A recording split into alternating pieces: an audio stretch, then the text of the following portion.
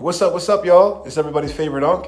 And normally I don't like to upload twice in a day, man, but I had to do it, man. I just had to do it because this is major, man. Today in the mail, I got my first ever Valaverse Action Force figure. And when I say it was worth every penny, I mean it with all of my heart. Now, anybody who's been following this channel for the short time it's been around, 2 weeks, knows that I primarily focus on Dragon Ball and wrestling stuff. When I first started collecting again, I was really getting a lot of SH Figure Arts Dragon Ball stuff. That was kind of my gateway drug back into collecting. I got my first SH Figure Arts figure about a year ago. I got a Captain Ginyu, and the floodgates opened up ever since then. But lately, I've been trying to kind of broaden my horizons and collect different lines. One of those lines I've been hopping into is G.I. Joe Classified. I got myself the Storm Shadow a few months ago, and it quickly became one of my favorite figures, if not my favorite.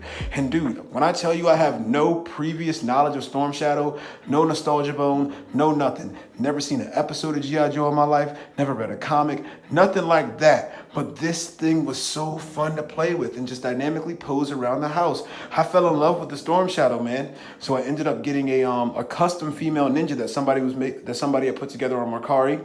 A few weeks ago, I got myself a Snake Eyes, and then while I was waiting for this Pandora to come in, I got myself the Rakondo that just came out recently. And man, like, dude, does this Pandora variant go perfect with all of those figures? But enough about Joes. We're here to talk about Pandora, man. Like I said, SH Figure Arts Dragon Ball stuff was my gateway drug back into collecting in general. The G.I. Joes have kind of been my gateway drug into collecting other lines. And I got to give a huge shout out to Articulated Ninja and the guys from the 3POA podcast. I've been following Ninja ever since I kind of got back into collecting, and he always puts us on to the good shit. And man, 10 out of 10 would recommend. Valaverse Action Force is here to stay. As far as I know, they've been here. And look, man, I'm gonna just say it right now. I'm supporting this line 100% moving forward. I come from the world of skating, and in skating, skateboarding that is, we're real big on like supporting your local skate shop. Your homie who's 45 who never went pro but has his own company now, like buy his board instead of buying the big company's board. That's what we do, man, because these small companies are the backbone of the larger industry. So there's nothing wrong with supporting a Hasbro, a Bandai, a Mattel, whoever you love to collect. There's nothing wrong with supporting any of those lines. There's nothing wrong with supporting good art.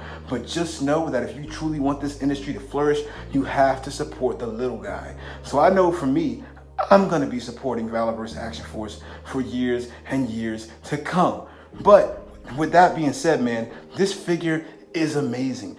You can tell it was made with soul. You can tell it was made with attention to detail, with love, with care. If you look into Pandora's eyes, it's like she has a soul. It's like she wakes up at night when you're asleep and just wreaks havoc on your whole entire display. Thus all the blood all over. And I love shit like that, man. I love it. It kind of gives me that small soldiers vibe. You know what I mean? Also, man, like look at the scarf that she comes with. Like the fact that they were able to get the blood to show up on a red scarf. That's just attention to detail. The articulation is great. Even the base that comes with this. I didn't get a shot of the base in these shots that I'm showing, but even the base that comes with this is great. You get two handguns.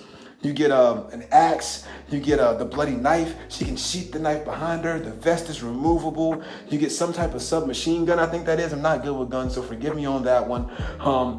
Everything about this figure just shows attention to detail and care. I had one small QC issue, which was the elbow cap popping off on mine, kind of like the elbow caps pop off on the pants of some of the Goku figures for SH Figure Arts and the most recent Krillin one. Same fix. A little bit of super glue on that puppy, and it's good to go.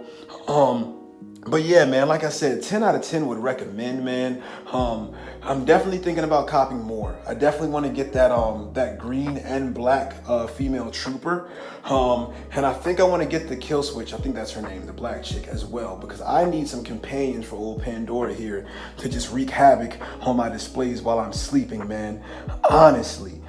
And I know, man, that this channel, like I said, has primarily been a Dragon Ball and wrestling collecting channel. But like I said, I've been trying to dabble in other lines. And dude, I honestly think I'm going to start covering Action Force stuff, man, because this stuff is just so well crafted and I love the art so much, man. Action Force, maybe some G.I. Joe. We're definitely going to get more of that on the channel. Another thing I want to mention before I get out of here, man, I really love the customization options that they provide with the peg in her back. You can kind of kit bash with other Action Force figures and with Joe's and stuff like that, man. So I could just see myself having so much fun with these figures. But with that being said, man, are you guys going to support this line? If you are, leave a comment below saying why. If not, leave a comment below saying why.